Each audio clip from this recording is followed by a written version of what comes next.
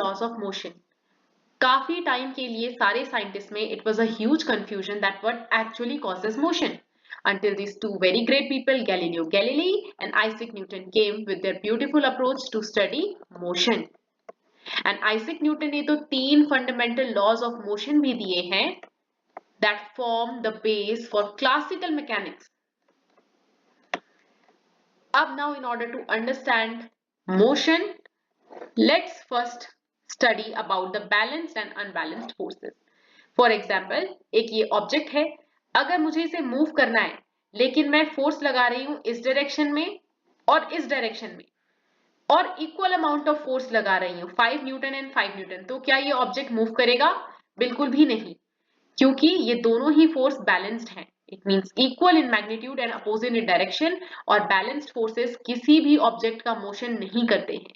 Whereas, as you can see here also, unbalanced forces वो हैं, for example मैं इस बॉक्स पर फोर्स लगा रही हूं 10 न्यूटन का और इस डायरेक्शन में सिर्फ 5 न्यूटन का। As soon as the amount of force exerted in this direction becomes higher, तो ये इस डायरेक्शन में मूव करने लग जाता है, क्योंकि अभी ये दोनों फोर्सेस अनबैलेंस्ड हैं, जैसे कि यहां पर हुआ। फॉर एग्जाम्पल, एक दूसरे एग्जाम्पल से भी समझते हैं कि we are able to stand on the ground because we are balanced by 2 forces. एक है ग्रेविटी का pull and the upward force which is the normal, जो कि ग्राउंड एक्सर्ट करता है हमारे ऊपर, and that is normal push from the ground. तो ये दोनों ही फोर्सेस बैलेंस्ड हैं, that is why we are able to stand. इससे एक चीज क्लियर होती है कि अगर किसी भी चीज का मोशन होना है तो उसके लिए उसमें फोर्स जो चाहिए that is unbalanced force. Only unbalanced forces cause motion of an object. Now let's proceed motion. Let's see quickly the Galileo's inclined plane experiment. तो गैलीलियो का एक्सपेरिमेंट ये कहता है कि if there is no external force, किसी भी type का कोई एक्सटर्नल फोर्स नहीं है, कोई फ्रिक्शन नहीं है, उन्होंने एक आइडियल कंडीशन को अज्यूम किया है और फिर उन्होंने एक बॉल को इंक्लाइंड प्लेन से रोल डाउन किया और यहाँ पर दूसरा इंक्लाइंड प्लेन लगा दिया at the same angle of inclination. तो उन्होंने देखा कि अगर कोई भी फ्रिक्शन नहीं होगा तो this ball would reach the same height. Okay, this would reach the same height. फिर उन्होंने क्या किया कि इस बॉल को रोल डाउन किया दोबारा इस इंक्लाइंड प्लेन से और दूसरे प्लेन का एंगल ऑफ इंक्लिनेशन थोड़ा कम कर दिया। ओके, फिर उन्होंने देखा कि ये बॉल फिर से जाएगी और it will move upwards till it reaches the same height. वो डिस्टेंस तब तक कवर करती रहेगी जब तक वो सेम हाइट रीच करती है। उसके बाद गैलीलियो ने सेम बॉल को फिर से रोल डाउन किया और दूसरे वाले प्लेन का एंगल ऑफ इंक्लिनेशन 0 डिग्री कर दिया, दैट मीन्स उसको हॉरिजॉन्टल कर दिया टू द ग्राउंड। अब उन्होंने देखा कि ये जो बॉल है in absence of any friction it will continue to move.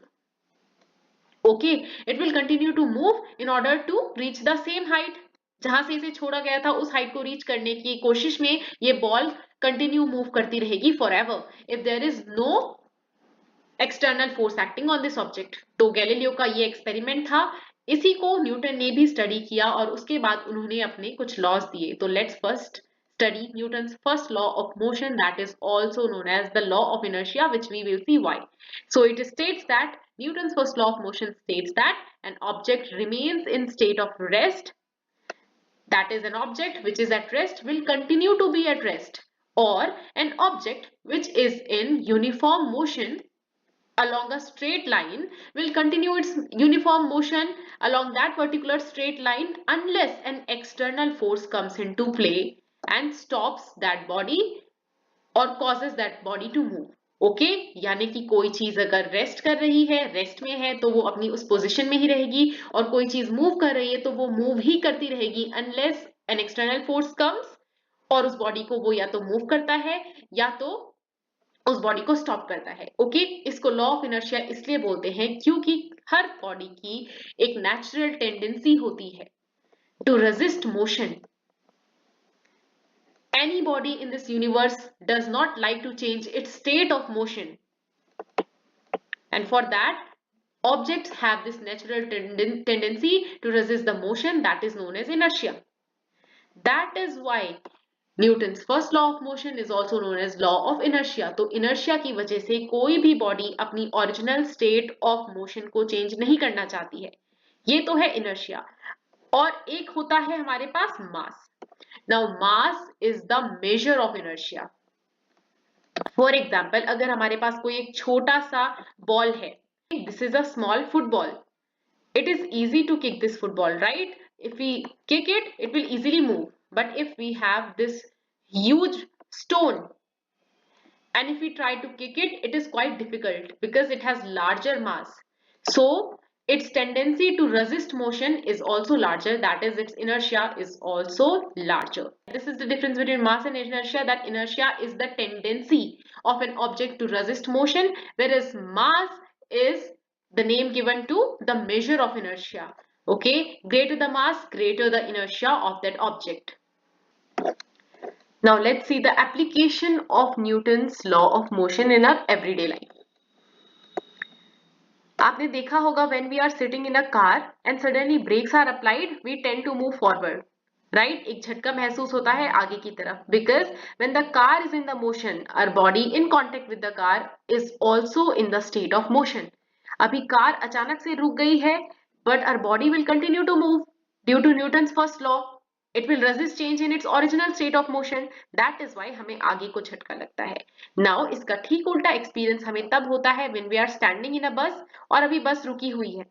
But suddenly जैसे ही बस स्टार्ट होती है, हमारी बॉडी जब बस रुकी हुई थी, that was in the original state of rest, right? लेकिन अभी बस आगे को मूव करती है, हमारी बॉडी तो रेस्ट में ही रहना चाहती है. बस आगे गई तो हमारी बॉडी को पीछे की तरफ एक झटका लगता है. सिमिलरली इस एग्जाम्पल में भी देखो, ये कॉइन रखा था कार्डबोर्ड के ऊपर, फिंगर से कार्डबोर्ड को पुश किया है, तो इनर्शिया के कारण this coin was at rest and it wants to be at rest only, इसीलिए कार्डबोर्ड तो मूव कर गया लेकिन कॉइन ग्लास के अंदर गिर गया. एक और एग्जांपल इसका एवरीडे लाइफ में है, व्हेन वी प्ले कैरम. तो इधर ये हमें स्ट्राइकर से स्ट्राइक करना है और कैरम के कॉइन्स हमने ऐसे अरेंज किए होते हैं और हम स्ट्राइकर से स्ट्राइक करते हैं इस पे, तो ओनली दिस दिस जो कॉइन सबसे नीचे होता है वही जाकर पॉट में गिरता है और उसके ऊपर जितना भी ये स्टैक है ये पूरा एज इट इज रहता है due to its inertia, because that is in the state of rest और उसको रेस्ट में ही रहना है due to Newton's first law of motion. कोई भी बॉडी अपने ओरिजिनल स्टेट ऑफ मोशन में चेंज को रेजिस्ट करती है. ओके, न्यूटन के सेकंड लॉ को पढ़ने से पहले कुछ चीजें समझते हैं. एक ट्रक है रेस्ट पे, इसका मास बहुत ज्यादा है, राइट? अगर ये रेस्ट पे है तो इससे कोई भी डेंजर नहीं है, लेकिन if it achieves a velocity of 5 metre per second which is very small, it becomes very dangerous. अब ये स्टार्ट इस डायरेक्शन में मूव करेगा तो इसके रास्ते में जो भी आएगा, it has the capacity to kill that person, right? On the other hand, when we fire a bullet जिसका मास बहुत ही कम होता है but it moves with a very high velocity, then it has also the tendency to kill a person. तो हम देख सकते हैं कि कोई तो एक ऐसी क्वांटिटी है जो कि डिपेंड करती है both mass and velocity of the object पर, राइट? न्यूटन ने इसी क्वांटिटी को डिस्क्राइब किया है as momentum p. Newton says that momentum is a quantity that depends on both the mass and the velocity of the object and it is given by mass into velocity. Momentum की ऐसा unit वही होगी जो mass into velocity की होती है, that is kg into metre per second. kg metre per second is the SI unit of this momentum. When a force is applied on a body, तो क्या होता है, उसकी वेलोसिटी इंक्रीज होती है. अब जब किसी बॉडी पर फोर्स लग रहा है, उसकी वेलोसिटी इंक्रीज हो रही है, v इंक्रीजेस, सो मोमेंटम आल्सो इंक्रीजेस. तो ये मोमेंटम भी इंक्रीज होता है. किसी ऑब्जेक्ट पर फोर्स लगाने के साथ वेलोसिटी इंक्रीज होती है तो मोमेंटम भी इंक्रीज होता है. और न्यूटन का सेकंड लॉ ऑफ मोशन यही कहता है कि the rate of change of momentum, जितना भी मोमेंटम चेंज आएगा किसी ऑब्जेक्ट में फोर्स लगाने के बाद, वो डायरेक्टली प्रोपोर्शनल होगा to the amount of the force applied. Okay, अब मोमेंटम एक वेक्टर क्वांटिटी है क्योंकि it has both direction and magnitude. इसका डायरेक्शन क्या होता है, जो फोर्स का डायरेक्शन होता है, right? Then it is a vector quantity. तो न्यूटन का second law simply states that the rate of change of momentum is directly proportional to the force applied, right? The unbalanced force applied on the object. Now let us come to the mathematical expression for this. So here we do the mathematical expression for Newton's second law of motion. Let us consider कि कोई एक object है जिसका मास है m. Okay, it is moving with an initial velocity of u. This u is the initial velocity of that object. m is the mass of that object. अब हम क्या करते हैं, उस ऑब्जेक्ट पर एक फोर्स लगाते हैं, राइट? कोई एक बॉडी थी m मास की, u वेलोसिटी से मूव कर रही थी uniformly in a straight line में यूनिफॉर्म मोशन कर रही थी. ओके, अब हमने उस पर एक फोर्स लगाना है. वो फोर्स हमने लगाना है F force for time t. अब जब हमने टाइम t के लिए उस बॉडी पर F फोर्स लगाया है तो उसकी जो फाइनल वेलोसिटी है वो हो जाती है v, राइट? अभी न्यूटन ने क्या बोला था, मोमेंटम क्या होता है, P इक्वल्स टू mv. तो इनिशियल मोमेंटम क्या होगा उस बॉडी का, जो मास है और उसकी इनिशियल वेलोसिटी u, और P2 जो उसका फाइनल मोमेंटम है that will be mass into its final velocity. Mass तो सेम रहने वाला है, mv. Now what will be the change in momentum? The change in momentum will be P2 minus P1, right? So change in momentum is P2 minus P1, that is mv minus mu, or you can write it as mv minus u. Now rate of change of momentum will be change in momentum upon time. So what is the change in momentum? mv minus u upon t. Okay, this is the rate of change of momentum. And from the first equation of motion, what do we have? We have v equals to u plus at. That means at equals to v minus u, and acceleration is v minus u upon t. That is rate of change of velocity is acceleration, right? तो अभी हम इसमें यहाँ पर v minus u upon t की जगह हम ये रख देते हैं. Then rate of change of momentum becomes m into a. अब न्यूटन का सेकेंड लॉ बोलता है that rate of change of momentum is directly proportional to the force, that is F is directly proportional to ma. Okay, F is directly proportional to ma. If we do this, we remove the proportionality sign and write F equals to kma, where k is the proportionality constant. Okay, constant of proportionality. Now what will be the SI unit of force? What is the unit of mass? Kg. And what is the unit of acceleration?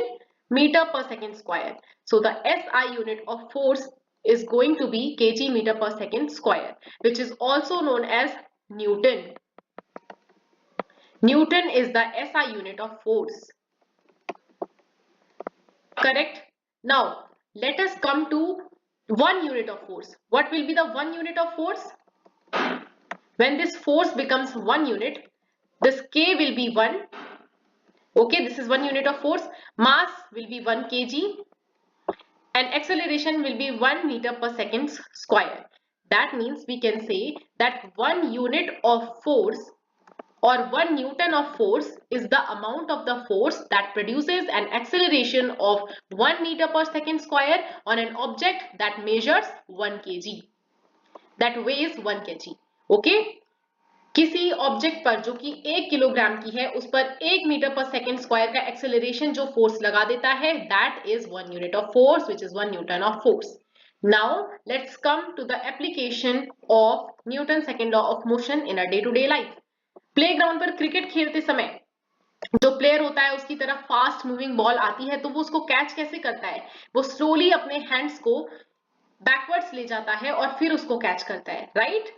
He moves his hands backwards to catch that ball. अब वो ऐसा क्यों करता है? अभी हमने just देखा है that rate of change of momentum or the force is directly proportional to rate of change of momentum, that is mv minus u upon t, right? जब क्रिकेटर अपने हाथों को पीछे ले जाता है तो what he is simply doing, he is increasing the time period. वो टाइम को इंक्रीज करता है. जैसे ही वो टाइम को इंक्रीज करता है क्या होगा? एक्सेलरेशन कम हो जाएगा, st इंक्रीजेस, ये v माइनस यू कम हो जाएगा, राइट?